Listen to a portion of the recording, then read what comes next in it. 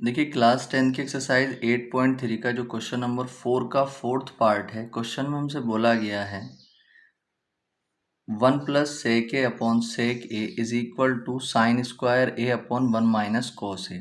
तो हमें क्या करना है, इन दोनों को इक्वल लेकर के आना है। तो सबसे पहला काम हम यहाँ पर भी क्या करेंगे, LHS ले लेंगे। LHS में है हमारे पास 1 प्लस सेक ए और अपॉन में सेक ए।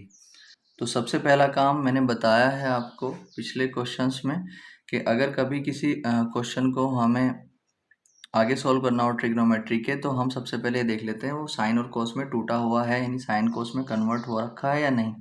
अगर साइन कोस में कन्वर्ट हो रखा है तो आगे सॉल्व करेंगे, वरना सबसे पहले उसको साइन और कोस में कन्वर्ट कर लेंगे।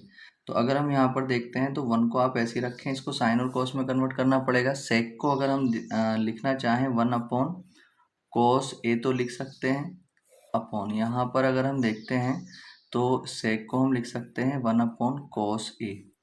अब क्या करेंगे, हम ऊपर वालों में इनमें एलसीएम लेंगे। जब इसमें एलसीएम लिया जाएगा तो यहाँ पर आ जाएगा एलसीएम कोस ए।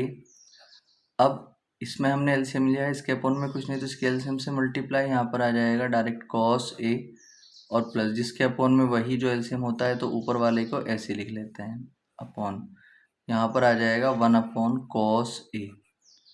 तो कोस से कोस कैंसिल हो जाएगा और यहाँ पर बचेगा कोस ए और प्लस में 1 अपॉन में 1। अपॉन में 1 होता है तो उसको हम हटा सकते हैं, तो ये कितना आ जाएगा कोस ए प्लस 1।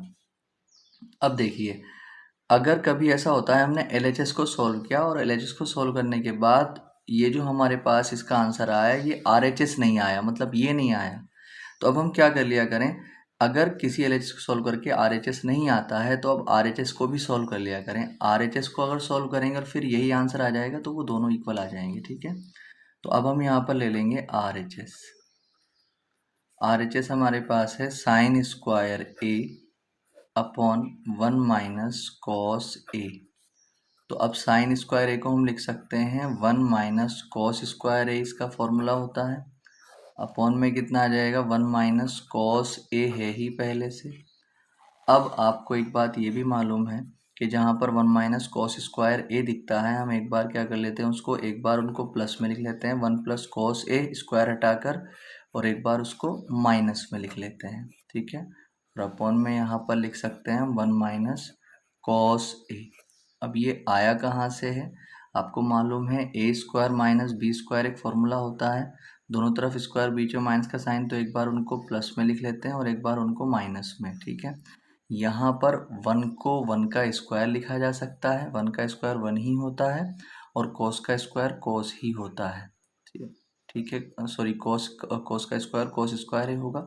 तो दोनों तरफ इस 1 को सॉल्व करेंगे तो आना तो 1 ही है, दोनों तरफ स्क्वायर बीच में माइनस का साइन, तो एक बार हम यहाँ पर क्या कर सकते हैं, इनको प्लस में लिख सकते हैं और एक बार इनको हम माइनस में लिख सकते हैं, ठीक है। तो इस तरीके से हमारे पास ये चीज़ आ चुकी है। तो अब 1 माइनस कोस से 1 माइनस कोस खत्म हो जाएगा, यहाँ पर बचेगा 1 प्लस कोस ए, 1 प्लस कोस ए।